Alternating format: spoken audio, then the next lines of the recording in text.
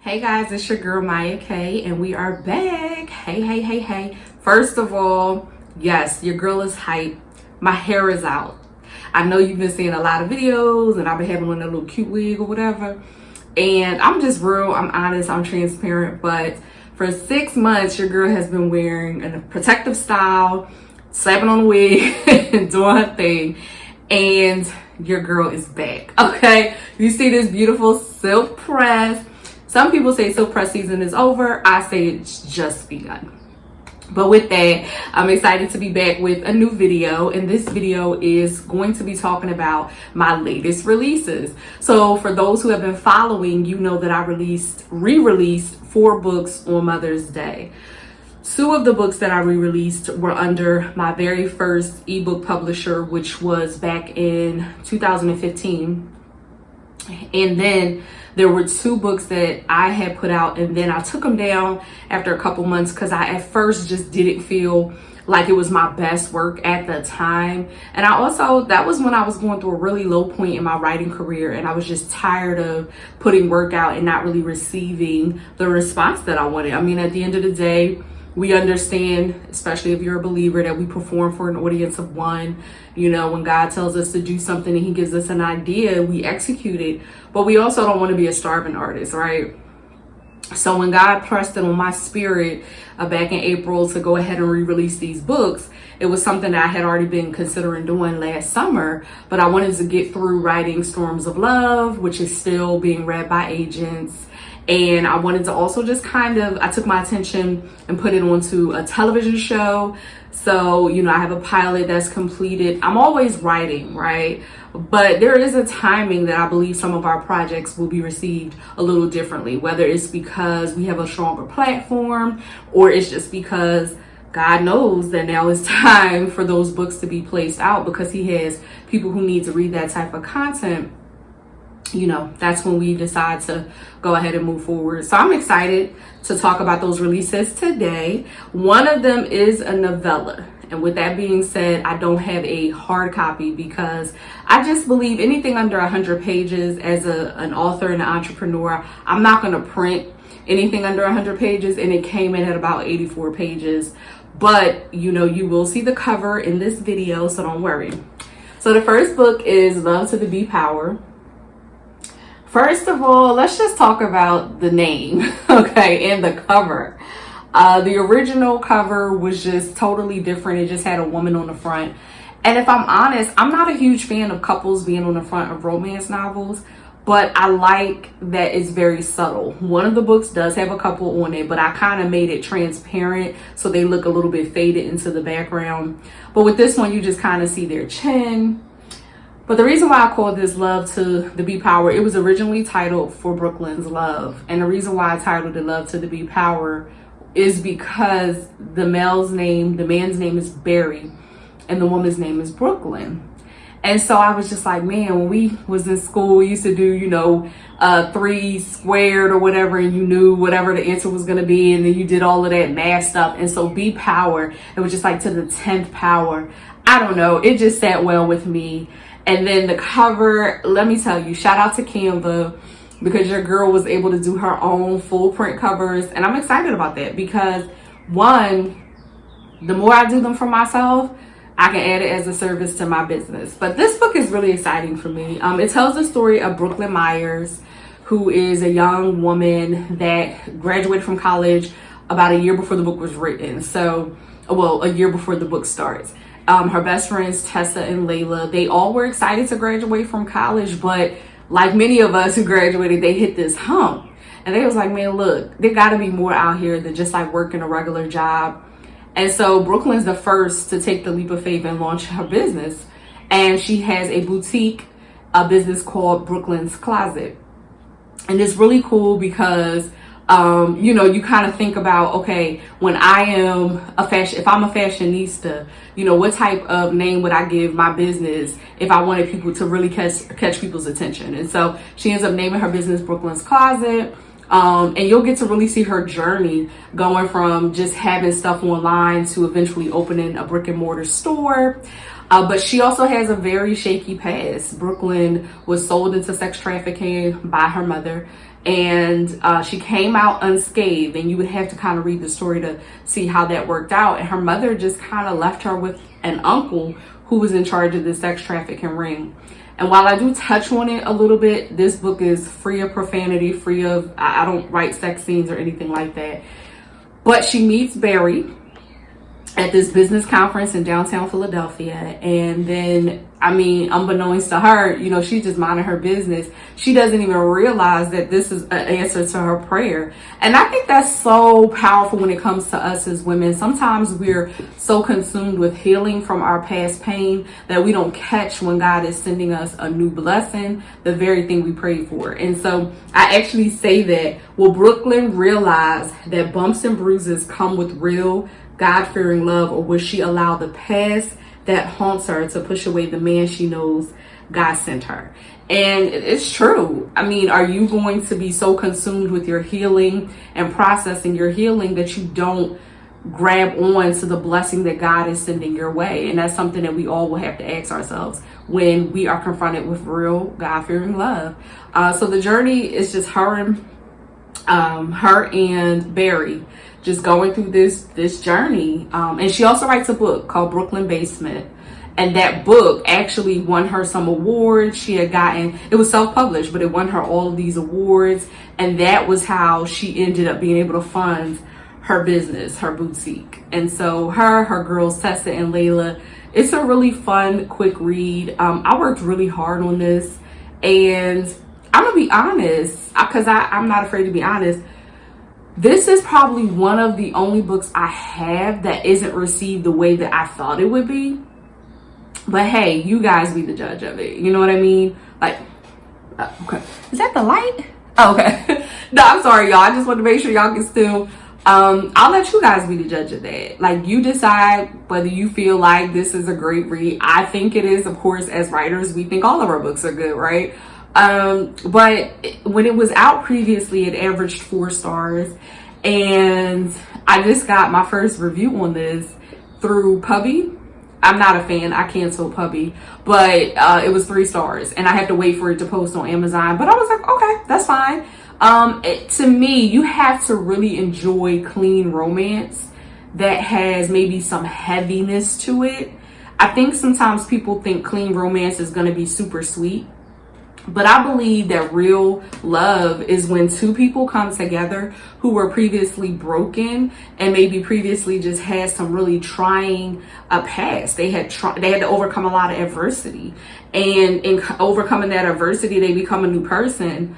And you can honestly see the difference. The type of guys that I would have attracted prior to my healing is going to be totally different from the type of guys I attract now.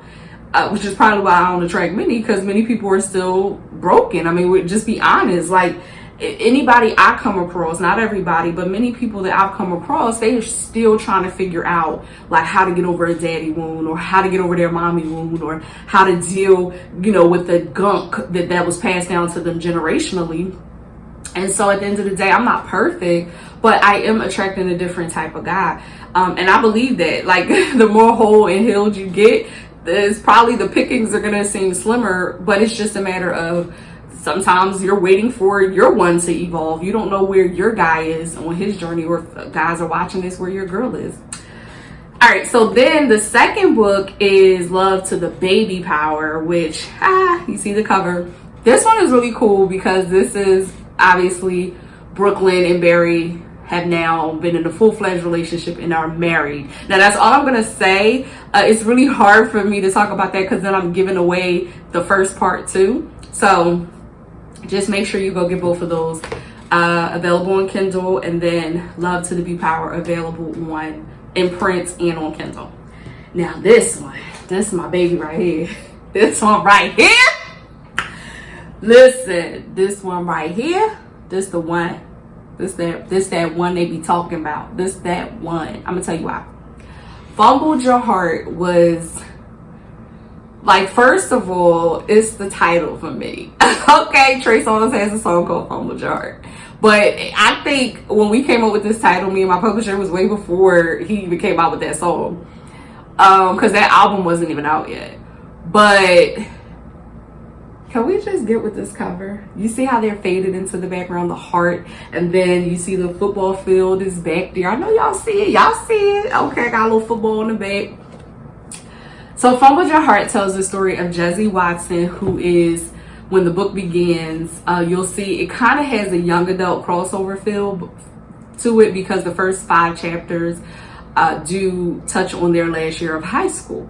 And Jesse Watson is a fiery sports agent. When we meet her 10 years later, so like around chapter 6, she's a fiery sports agent.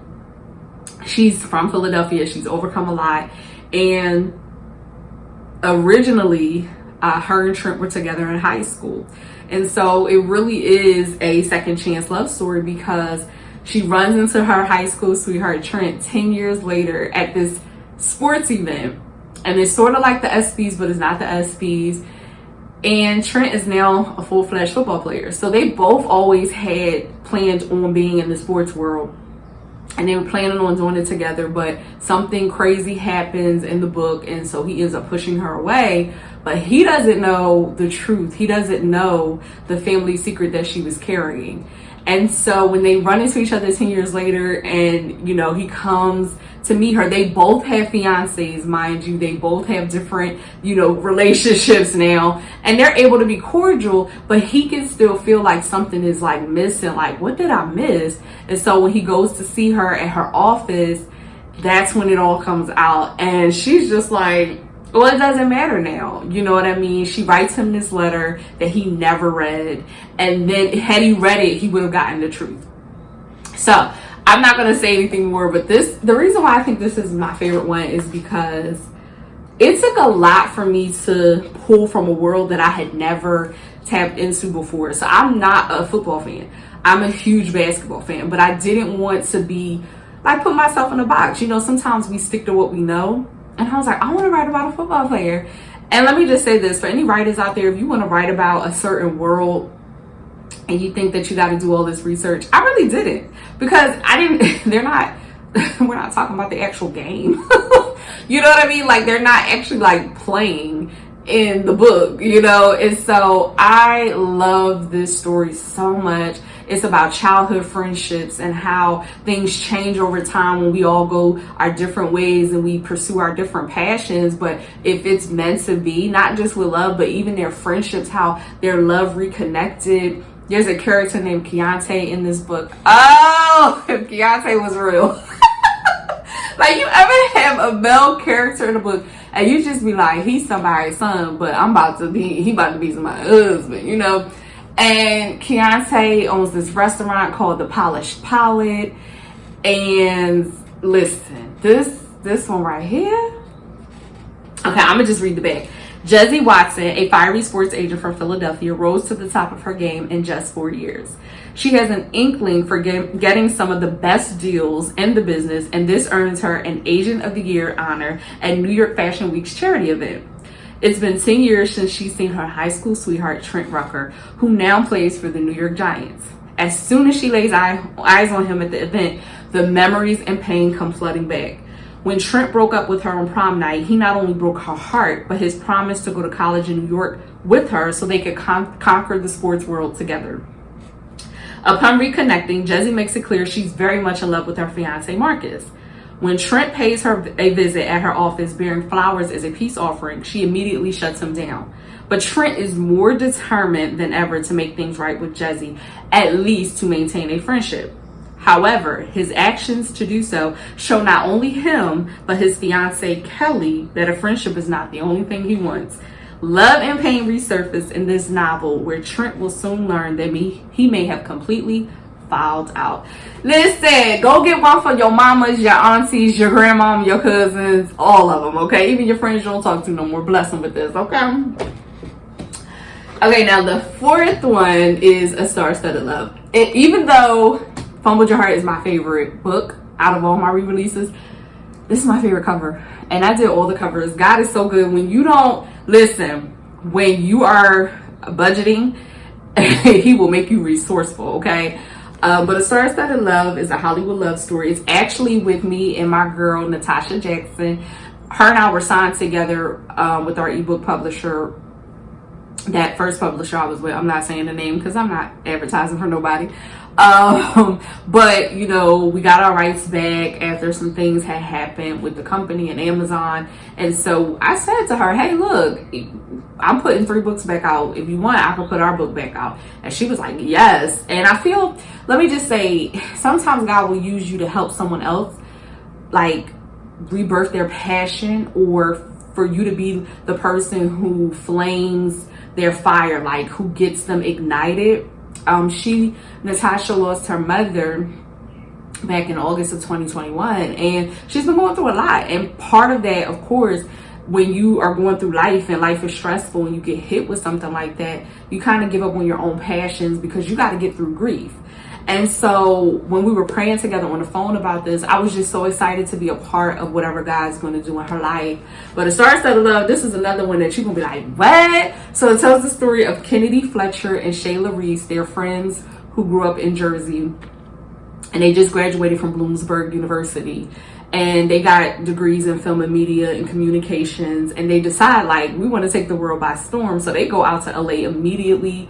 They have been saving like their whole last 2 years of college.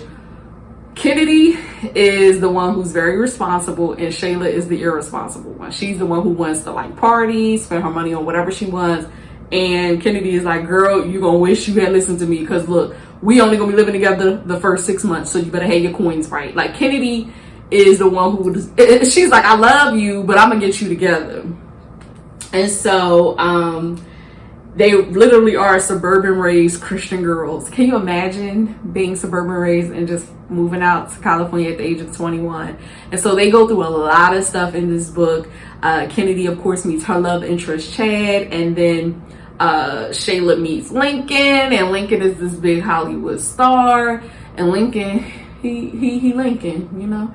I'm gonna just say that he's Lincoln. So I love this because it reminds us, one of the things that Shayla and Kennedy both touch on in this, when they're talking to their parents, who they didn't even want them to go. Like, Kennedy's mom was like, no, she was trying to talk her out of it. And Kennedy was like, Mom, like, I'm grown and I need to explore life for myself. But one of the things they touch on is something that I think a lot of us creatives are now realizing, that the church tried to make us think Hollywood was like some sending, that, you know, Christians shouldn't go to Hollywood. And I love what Kennedy keeps saying. How will we ever get to know God for ourselves if we don't go out on our own? And even Shayla, even though she kind of strayed away from her faith a little bit, but she's like the same thing. Like, how will we know? And that is the reality. Like, you have to instill in me what you're going to instill in me as my parent. But until I live my own life, right now, I'm only living off of your faith. Let's be honest. Like, until we got to a point where we were searching for God for ourselves, we living off of our grandmother's faith. We living off of our mama's faith. But when you out there in that cold, dark world, you're going to meet God for yourself. So this is a really fun, I mean, we had fun writing it.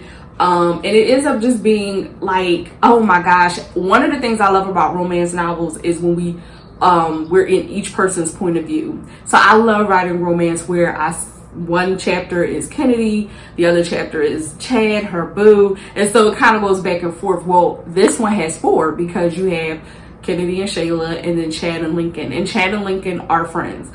So it's a really, really dope read for anybody who is in Hollywood, who wants to go to Hollywood, and you have found yourself like your faith being tested.